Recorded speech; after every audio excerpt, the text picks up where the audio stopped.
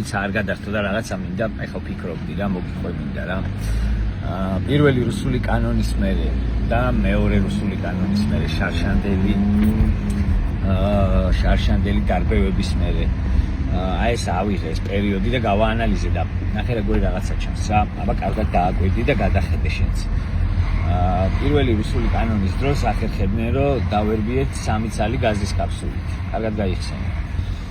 მერე ნელა შემდეგ დღეებში ვისწავლეთ ამაზე წინააღმდეგობის გაწევა და ისევ რომ მდგარიყავით იქ ჩვენი პოზიციის და მოთხოვნების გამოსახატავად უფრო გავძლიერდით.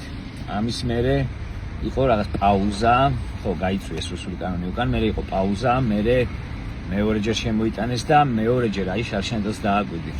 დაიმატეს მორბენალი რაზმები, გვესროლეს ასეულობით კაფსულა, ანუ 3 ცალი და 10 ცალი და 5 ცალი კი არა, ასეულობით კაფსულა. ფიზიკურად გვიწყეს, გვაწამეს, წამლეს, დაგვიჭირეს, სახლებში მოგვივარდნენ, ვეები აღარ აკეთეს. და საერთო ჯამში მაინც გამოიფიტნენ და რამოდენიმე დღის თავზე მოუწიათ გაჩერება. ხო და